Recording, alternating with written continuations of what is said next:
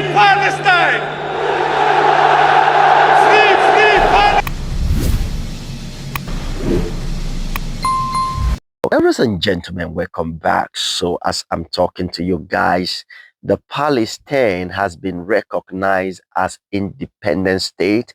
The United Kingdom, Canada, Australia, even France and others has already, of course, speak about it, that they have recognized the Palestine as an independent state. So, guys, but before we proceed, you know what Palestinian and the Gaza Strip, the hostage and the rest, what Israel, has been going on within the Gaza and Palestine, what has been going on within Israel and this. So now it has been recognized. But, guy, before we proceed, I will leave you to listen to what Emmanuel Macron has to say about Palestinian. Then when we come back, we will add our own contribution. So, guys, take a look. Do well to like, share, and subscribe. Take a look. President of the General Assembly, Secretary General, heads of state and government, ladies and gentlemen. We've gathered here because the time has come. The time has come to free the 48 hostages detained by Hamas. The time has come to stop war, the bombing in Gaza, the massacres and the fleeing people. The time has come because there's a pressing urgency everywhere. The time for peace has come because we're just a few moments away from no longer being able to seize peace. This is why we have gathered here today. Some might say it's too late. Others might say it's too early. But one thing is certain. 1947, this assembly decided on the splitting of mandatory Palestine across two states, a Jewish state and an Arab state, thus recognizing the right of each of them to self-determination. The international community granted to the state of Israel at last fulfilling the destiny of this people after millennia of roaming and persecution, and Israel founded a beautiful democracy there. The promise of an Arab state to date remains unfulfilled. Since then, there's been a long path of hope and despair intertwined, which Israelis and Palestinians have gone down, each in their own way. We have walked alongside them, each of us in keeping with our history and our sensibilities. But the truth is that we bear a collective responsibility for, to date, having failed to build just and lasting peace in the Middle East. This is what became evident to us on the 7th of October 2023, when the Israeli people suffered the worst terrorist attack in its history. 1,224 men, women and children killed, 4,834 men, women and children injured, 251 men, women and children taken hostage. The cruelty of Hamas and all those who collaborated in this massacre dumbfounded Israel and astounded the world. The 7th of October remains an open wound for the Israeli soul and for our universal conscience. We condemn it unequivocally because nothing, never, nowhere can justify having recourse to terrorism. Minds go out and hearts go out to the victims and their families. We've expressed our compassion to all Israelis and first and foremost demand for all hostages still held by Hamas to be freed unconditionally. The French paid tribute to the 51 French men and women assassinated on that day and all other victims of October 7th. We will never forget them. Never. Just like we will never stop the existential fight against anti-Semitism. The French people know the sting of terrorism, and our hearts remember the expression of the bonds of brotherhood following the terrorist attacks committed in Paris on the 7th of January 2015, when dozens of foreign leaders were in the ranks of those offering their sympathies, among which the Israeli Prime Minister and the President of the Palestinian Authority. We know that you cannot show weakness in the face of terrorism, but we also know the perils of endless wars. We know that right must always prevail over might. We know from our own history that a universal commitment to peace, is the legacy of centuries gone by, and the only way towards salvation.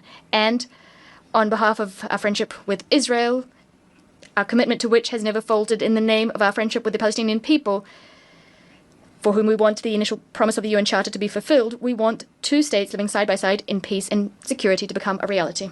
However, currently Israel is further extending its military operation in Gaza with the stated objective of destroying Hamas. But there are hundreds of thousands of people who have been displaced, injured, famished, traumatized. Their lives are still being destroyed. Although Hamas has been considerably weakened, and despite the fact that negotiations on a permanent ceasefire are the surest means of ensuring the release of hostages, nothing justifies the ongoing war in Gaza. Nothing. On the contrary, everything compels us to definitively end it, since we didn't do it earlier. We must do this to save lives.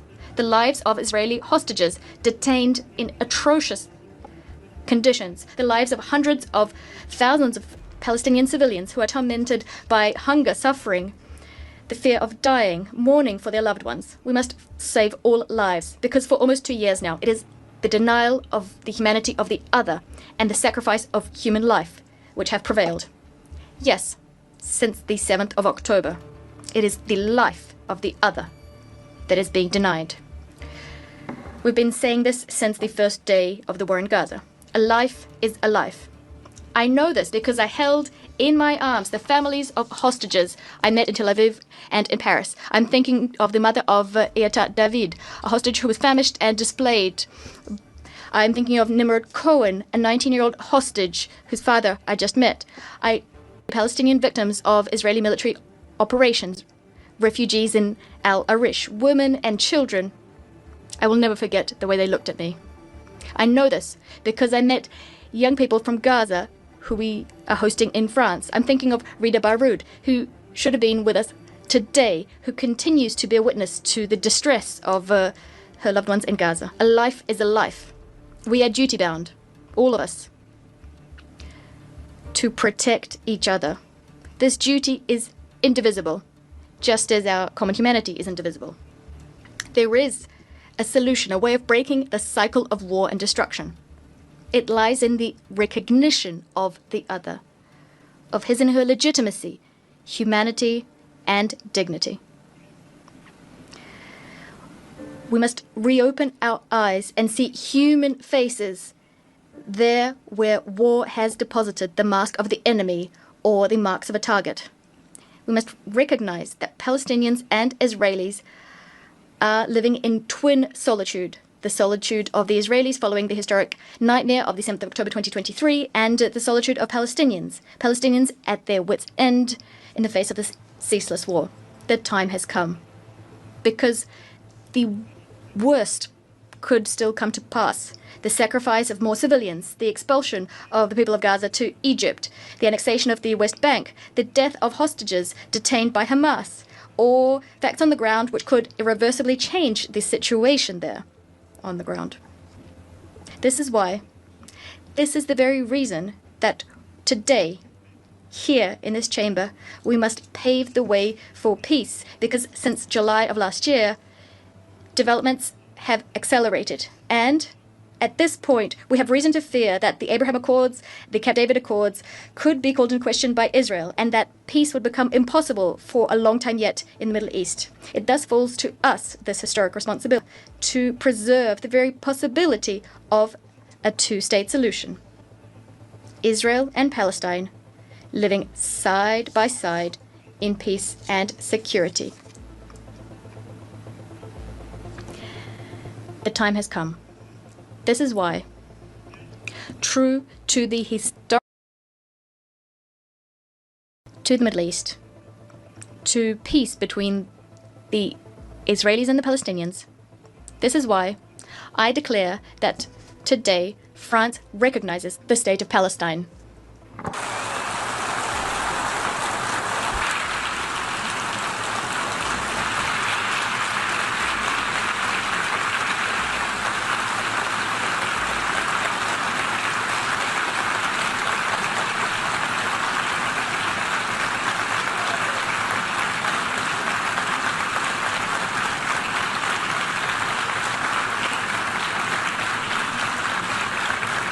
Cette reconnaissance This recognition is a way of affirming that the Palestinian people is not a people too many. On the contrary, this is a people who never says goodbye to anything, as Mahmoud Darwish said. A people with a strong history, roots and dignity. The recognition of the So, ladies and gentlemen, you have heard from President Macron what he has to say about that Palestine has been recognized as an independent state. Okay, guys, do not go. Please listen to what Donald J. Trump has to say, and please do well to drop your own opinion. Thank you. From the appalling situation. Let's start with that because we discussed this amongst other things. We had the best part of an hour, I think, upstairs earlier today, just one-to-one, going through a number of affairs, world affairs, in private. And we absolutely agree on the need for peace and a roadmap because the situation in Gaza is intolerable. The hostages have been held for a very, very long time, and they must be freed. And we need aid to get into Gaza at speed. And so it's within that context of a plan for peace, which we're working hard on, which not only did we discuss this morning, but our two teams have been working together on, that the question of recognition needs to be seen. And so it's part of that overall package, which hopefully takes us from the appalling situation we're in now to the outcome of a safe and secure Israel, which we do not have, and a viable Palestinian state. Thank you. Well, simply, I want the hostages released now, right now. Not 1, 2, we'll give you 3 more tomorrow, and, like it's been. But we're the ones that got all the hostages released. We got many, they came to the Oval Office, and I've heard stories like I've never thought even possible. There was no humanity, no anything. I said to them, was there any warmth shown during this stay? Like, they offered you a little extra meal, they gave you a little smile, and they said, don't worry, you'll be okay. And every one of them said, not even a little bit. Amazing, to think that during this stay, long stay, in some cases, we had a man the other day, 451 days he was there. I always ask that question. And was there any warmth shown? Just a little word of, encouragement. And the answer is every time, absolutely not. I'm shocked to hear it, because in the worst cases, there's always somebody that comes through. We have to remember October 7th, one of the worst, most violent days in the history of the world. Not just there, the history of the world. And I got to see the tapes, and I wish I didn't see them, actually. But I got to see them. And I want an end. I want the hostages released. And I think it's going to be okay. But it has been a brutal period of time. But this has been going on for a long time. This is not something that's over the last year, 2 years. But this has been for decades and decades. But we want it to end. We have to have the hostages back immediately. That's what the people of Israel want. They want them back. And we want the fighting to stop. And it's going to stop. But a lot of bad things. Hamas said that they're going to put the hostages up as bait. They're going to put the hostages in front of any attack. And that's pretty brutal. We haven't heard that one in a long time. So we have to remember that. So I have a disagreement. Ladies and gentlemen, you heard from Trump what Trump just says, that they should release the Israeli hostage, and a lot of things he has said. So guys, right now, Palestine has been recognized. Others Western countries recognized, including you had what Emmanuel Macron says. So guys, what do you think? Did you think that Israel is going to allow this happen? Please do well to drop your own opinion. Do well to encourage me to like, share, and subscribe. Thank you.